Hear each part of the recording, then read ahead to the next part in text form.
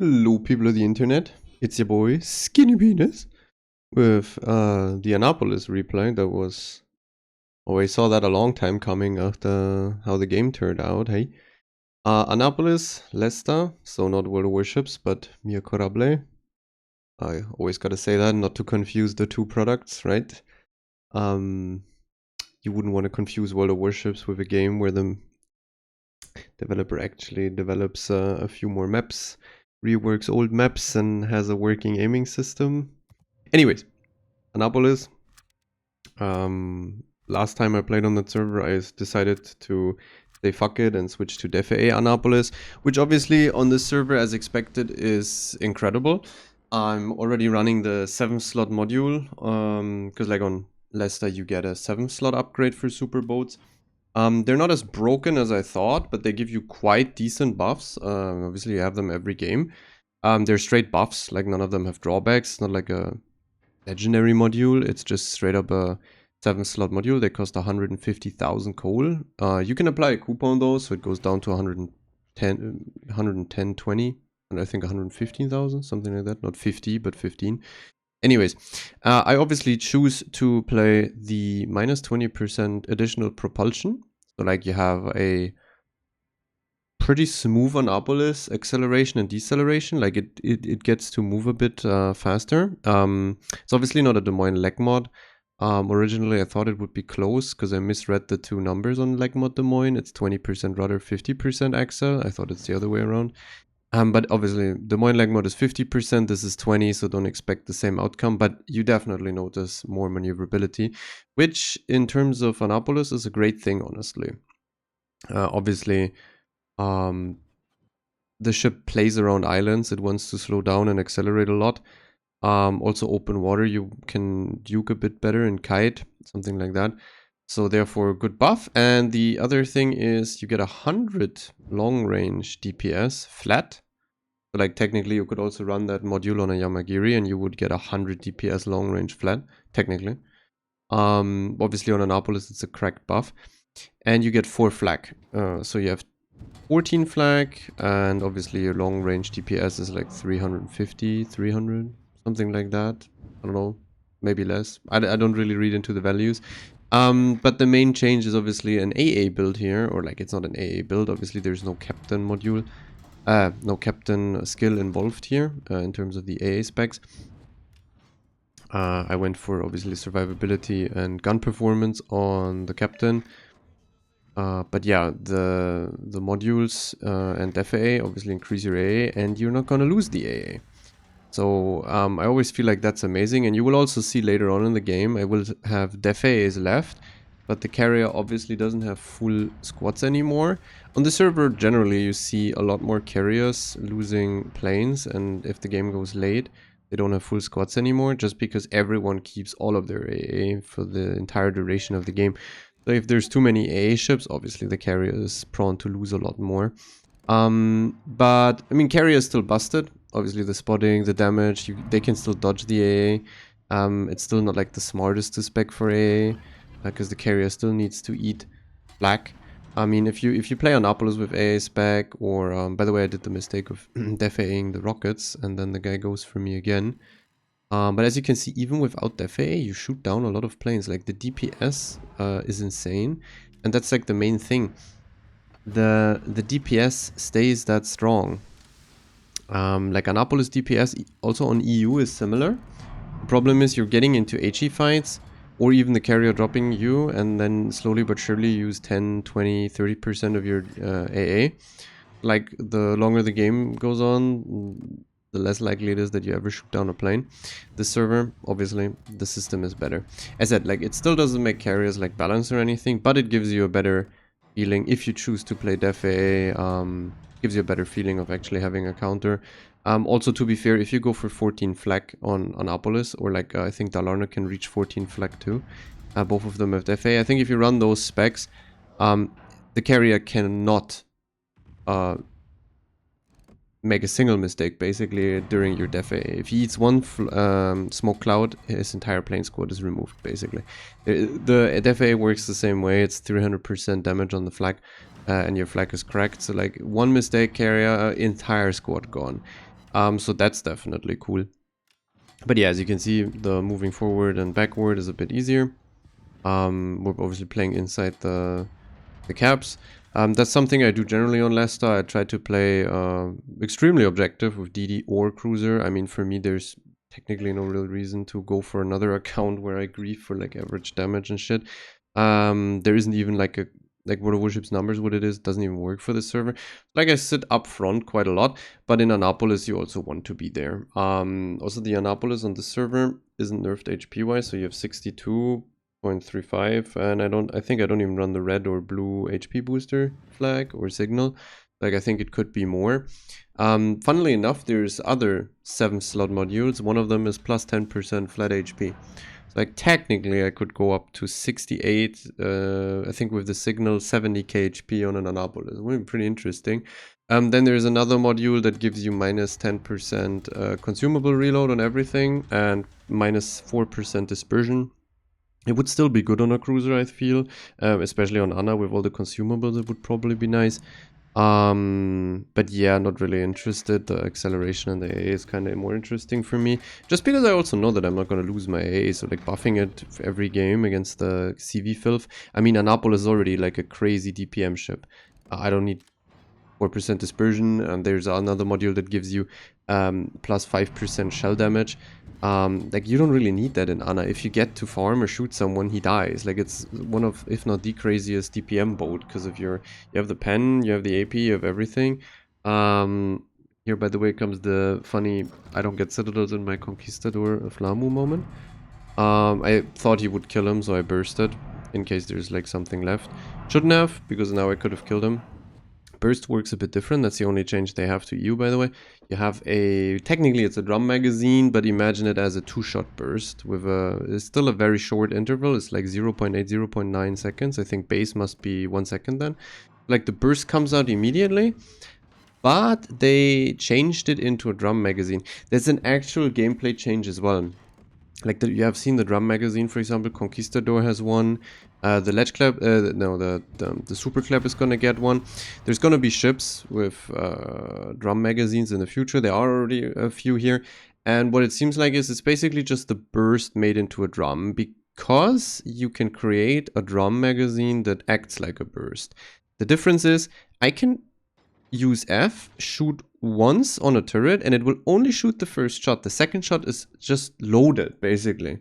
Like EU wouldn't introduce that because it's I think an actual gameplay, like a core game mechanic change. They just can't code it. So therefore you will probably not see that. Like on EU, if you press F and then you shoot, you auto shoot all your guns twice or 3 times, however often the burst is. On the server they basically made it into a drum. So like I can stop mid burst and whatever turret hasn't fired twice is on normal reload. That's also the thing. The second shot puts the reload to 18 seconds because that shot reloads that long. It's kind of how the drum works. There's also reverse drums where like the drum, the fourth shot, third shot, and second shot of the drum, or like no, other way, first, second, and third that you unload reload very long, and then the last shot in the drum reloads faster. For example, the super clap there now is going to work like that, where if you shoot or if you get spotted and you want to start shooting, you can basically unload the drum immediately, and you also want to, because the first shot that loads into the drum magazine you have reloads the fastest. So it's basically they just cramped an additional shot or 2 additional shots when you start an engagement, and what like Conquistador or Annapolis have is basically additional damage at the cost of then having to reload long. So it's different. Just depends on what situation you're in. Like in the other ones, like in the super clap that's gonna come, you're just gonna basically burst insta every single time, because then you get better DPM. For me, it's not smart to burst because I suddenly have less DPM. But yeah, walk through the cap, everything died. Now we have some super cruiser engagements. By the way, on this server, like generally Des Moines, Annapolis, very easy to, or very nice and comfy to play, because you have way less shells falling short. Like you lob a lot over islands in those cruisers, so this guy, by the way, very interesting. You have a lot of shells going over islands, so therefore on EU, if I play Des Moines a lot of times, game waterline, whatever. Lots of shells landing short. I don't like it. You notice this a lot more if you shoot a lot. Also, in addition, is like you never lose turrets, and here, like I said, you don't lose AA, but you also don't lose turrets, so that's pretty good. Is Annapolis worth it to get?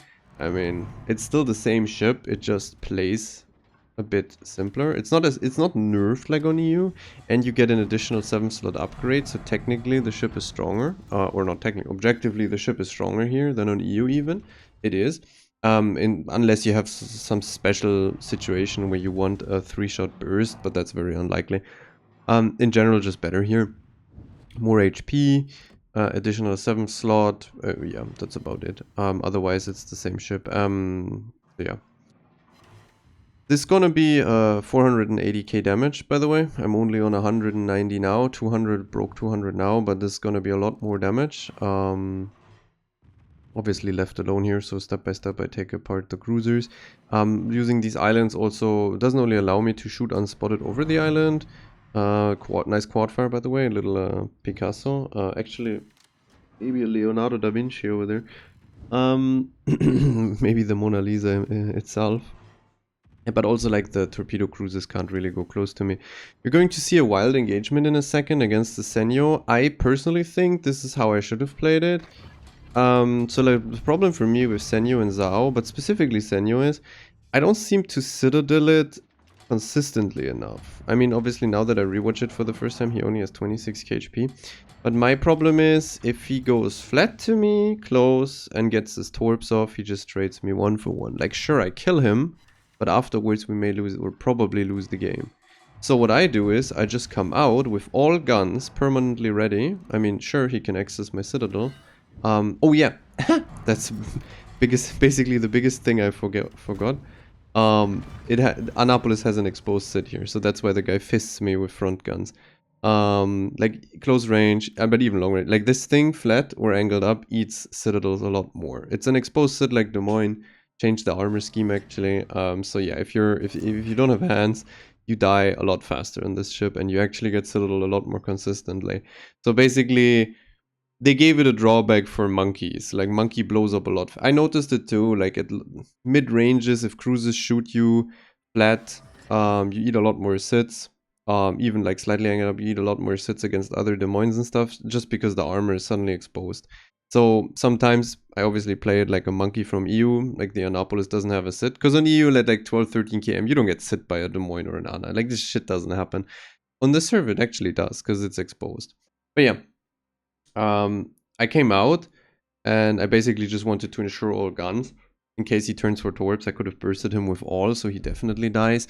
But I just didn't want to get 1-for-1 traded. Probably could have played it safer. Now that I saw it, it's 26k HP. I bet you I could probably have played on the corner and wait until he comes around.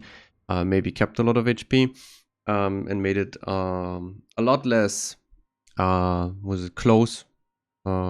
Not as close afterwards against these ships. Obviously, we're going to win. Otherwise, I wouldn't have uploaded it. But yeah, I get to live against the Hanover that's walking at me. And then afterwards, I get to use islands with plane spotting. And also, the interesting thing is the carrier stopped attacking me. Obviously, I got a HE spammed or shot by HE a lot. And also, the carrier dropped me. Still, all of my AA is intact. So with 4 def AA charges left and the carrier not having like full squadrons anymore, it becomes nearly impossible for the tier 10 carrier to drop me. It would be hard, or it's pretty hard for him to find any sort of angle. The only way he could drop me is if he goes just like into my broadside with a heal ready on the torps, and then he dodges the flak properly. He could get the drop, or he probably will get the drop off then. He obviously loses all the planes for that, but he could get the drop off. For the rockets and the bombs, it's pretty hard. Like rockets, obviously he needs like at least 6 planes or 7 planes to go through most of the time. The bombs, technically no chance. That's something interesting about like the old carriers like Midway, even Hack. Like their bombers, they have to go so close to the ship that they actually fly through long range, mid range, and close range AA. And then after they drop, they're still in like close to mid range AA. Meanwhile, torpedo planes get heals and can like basically zip in and out. Skip bombers don't even have to go into the AA. I mean, God forbid, like modern or the new carriers they have, they have a lot of the new carriers also have like drop patterns with their planes where it's like Nakimov is the best example. You just bypass the mid to close range AA if you drop properly. You don't have to eat it. Therefore, what's the point of an AA spec? It's kind of like this: if you go into an AA spec and then you see the Nakimov, and yeah, well, it sucks. It just sucks. But yeah, I barely get to live here. Bursted him. I got pretty shit fire RNG on that man. Thankfully, he doesn't set me on fire either, though. So now I get to live and use the island. Already on 6 kills, 353. And now I just have to somehow get rid of this main. But yeah, I think he's coming in with bombers now. Yeah, I mean, if you want an AA experience, I guess get a Dalarna or an Annapolis and spec it with that 7th slot upgrade. Even on Dalarna, because if you go AA Dalarna, you want Fearless Brawl, gives you flak and shit. And then like, I think Dalarna gets to 15 or 16 flak even with those specs. But anyways, you can play Gunboat Dalarna, you have better acceleration. You can see the planes are disappearing. He doesn't even eat flak here, but the DPS is just too strong. You can see 1,200, 1,500. That was not a flak hit there. That was literally my fucking AA and sectored with def AA. That is, yeah, that's quite interesting, to be honest. I like it. Like, I mean, carriers that can still fuck on you. That's sadly how they were designed. But it's painful. It's painful. Like, full AA Dalarna, that shit's actually painful. Like, this thing can't really touch me. Especially early game, it doesn't even make sense. Like, I'm full HP, he would just waste like all his planes and then he would be D-planed for the rest of the game. So like, at that point, I actually would say I take the CV humping if I can actually get him D-planed, like, or mostly D-planed. I mean, it's possible. But yeah, if you hate carriers that much, then this is probably something you should go for. Dalarna, AA Dalarna, or AA Annapolis. Because like Annapolis, you just need that module, and FA. On Dalarna, you would just need to play a gun spec, not a torp spec, and it would be fine. And for both ships, it's fine. Like, you will still have a lot of impact. You're not compromising yourself too much. Yeah, the radar isn't nerfed on the server, so my radar mod Annapolis with the signal has over 50-second radar duration. It's like 52, 53 if I run the right signal. That increases my... Or is there one that increases consumable duration? I don't think there is. It's like 52 seconds, 51 seconds radar duration. Is quite nuts. Like, with that radar and you using a lot of islands, hydro isn't that necessary. I mean, obviously, we know if we need hydro, we have def AA. If we have def AA, we need hydro because we only think about those situations. But yeah, for example, this game, my AA do be helpful. It do be helping out quite a lot. For example, here again, def AA is popped. The DPS is too strong. You had 4 or 5 planes. There's too much DPS. Like, he just can't go through. Obviously, the moment he makes it to the immunity with the rockets, they are immune. But he didn't make it there. So, yeah, quite nice. Quite nice. As I said, like, main reason is we're deep in the game, 4 heals down, but all my AA is still alive. Like, that's amazing. Not being able to lose torpedo tubes, main guns, AA, and secondaries is amazing. It's just amazing. I mean, for the main guns, it's... For the main guns and torp tubes, it's like, it should have always been like that. But it happens rarely, let's say. I mean, on torpedo DD is super frustrating. Happens rarely, though. But the AA one is disgusting, in my opinion. Because the carrier gets to recharge his armament, like the planes that you shoot or have to shoot down to stop him from fisting you. He recharges them infinitely, and he has mega reserves. Meanwhile, your AA, if it's dead, it's dead. Like, what is this garbage system? I mean, I know that obviously Wargaming wants to protect the handicap bunch that sits on CVs. Because, I mean, if the change comes to EU, you would immediately see that carriers would drop massively in value. Like, if every ship always keeps its AA, that's probably a 20-30% in game impact nerf across the board for carriers. Just because, like, carriers go mid to late game, they're still super effective, whereas other ships either died, because they obviously always risk their ship while playing the game, or lost a lot of HP. Meanwhile, carriers obviously... And also, like, the less ships there are, the less AA, blah, blah, blah. The later the game, the less AA, blah, blah, blah. So, like, the later the game goes, the better a carrier becomes. So therefore you would see a lot of, probably a big drop off in effectiveness. But yeah, finishing off the carrier, that was obviously like the mega sweetener at the end. Actually having 480,000 and getting to kill the carrier, having 8 kills, like fucking monster game. Obviously heavy super ship matchmaking. This server has tons of super ships, like tons of super ships. You have like 5-6 super ship games on cooldown. Super subs, CVs as well, but tons of super cruisers. Like there's so many 3-4 super cruisers per team games. So yeah, lots of super ships. Obviously also in this game, lots of super ships, but still no arms race, 480k. I like it. Like honestly, A is not dying, so like I stay effective against the carrier start to finish. My aim is never bugged, so I never get fucked there. What I noticed in Des Moines and Annapolis, but specifically also in Annapolis is, I mean, both ships, whatever. If you're angled in, even against overmatch, yes, they fist you, yes, they overmatch you, but you eat way less bullshit side plating citadels. Like if they aim for nose and properly aim, sure, citadels happen. But on EU, it's a lot of times they just aim for your side plating and they magically sit you because of internal bounces and shit. Obviously, wargaming employees would tell you that they hit some sort of underwater section or some bullshit. I'm not gonna name names here, but it's just completely crooked opium. The entire AP and armor scheme interaction is just bugged and fucked, in my opinion. Like the shells enter ships and bounce around like crazy when they shouldn't. I mean, the mechanic itself shouldn't happen because these shells also deal double the damage. Like I said it in other videos, they can overpen, pen. They can penetrate and then citadel. They can overpen and then citadel. Like shells can do double damage because of internal bouncing in this game, and on EU it happens a lot. I get that I might get 30-40k angled against a 30 overmatcher. Sometimes. But more often than not, on this server you get like 15-20k because they overmatch you, yes, but they don't citadel you. And on EU, like, to be honest, at this point you just eat the most random bullshit sits on your side platings, which shouldn't happen. Yeah, whatever. That doesn't happen here. So like, I feel like the cruises, specifically Des Moines, Anna, are a lot more resistant. Like the engagement is still fucked for you because the guy overmatches you. But since you eat a bit less bullshit damage on average in these engagements, you get to abuse your DPM between like 2 reloads most of the time, maybe even 3. Like there was another game where I just fisted down a Bungo within 2 reloads because he shot my side plating. Sure, he 15-20k's me, but he doesn't sit me. And you probably eat a citadel there.